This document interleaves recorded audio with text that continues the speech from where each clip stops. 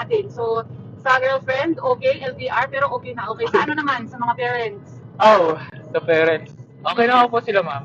Okay naman. Yan. So, kumusta naman yung relationship natin sa parents natin? Sa parents, ano pa, ma'am eh? Ano? Pinaprocess pa, I mean, inaayos pa yan. Bakit may, Pero- may problem? Ayos ma'am, pero bago yun ma'am, siyempre, kailangan ko muna ayusin yung buhay ko bilang tao rin yan. Kasi solo lang ako eh. Tapos, siyempre, may mga problema din pinagdadaanan. Kaya, naisip ko na ayusin ko muna yung sarili ko bago ko ayusin yung sa family ko. Ilang taon ka na? Parang Ano na ako ma'am eh, 26? Oh, 26 na pala Yeah. siya. Pero tingnan niyo naman mag-isip, mature na mature, di ba?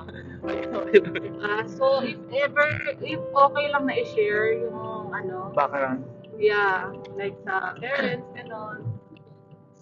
Sa buhay ko na lang ma'am. Okay, Bilang go. sa broken family yan, shoutout po sa mga broken family yan. Mm. Pero ako naman po yung lumaki sa lola.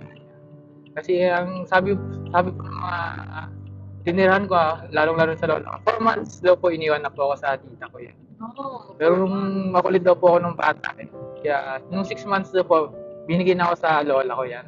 Sa mother's side. Yun na yung nagpalaki sa akin. Yun na yung nagpalaki sa akin na sobrang blessing na sila yung nagpalaki sa akin. Kasi ang dami kong natutunan sa kanila. Oo naman. Kasi bata pa lang kami, di ba yung mga kapanahulan po namin, ng mga 90s, may kita mga lola noon kasi may mga bagay ka lang na magawa. Talagang may kapuro sa kanya. May palo yan. Lalo pag wala po kami sa top noon, yung mga elementary pa kami, talagang lumuluhod po kami sa Monggo at sa Asin. Oo. Kasi gusto nila ma-push na Yun yung mga mag-aaral kami. traditional way, no? Mga Mhm. traditional way kung paano i-punish yung mga bata. Yung family po pala namin, puro kami broken family. Bali, 3 kami magpipinsan nakatira sa lola. Ay, gano'n. Yeah, kaya pinush talaga ng lola namin na makapagtapos kami kasi lalo sa sitwasyon ng buhay namin. Shoutout. Saan yung mga pinsan mo na ngayon? Yung mga pinsan ko, ayan, yung isa nakapagtapos na, yung isa nag-aaral pa lang kasi medyo nahirapan kami mag-aaral ma'am kasi malayo yung Ayun, school dun, ayun. sobra. Paano yung nakapag-afford, ay Survive?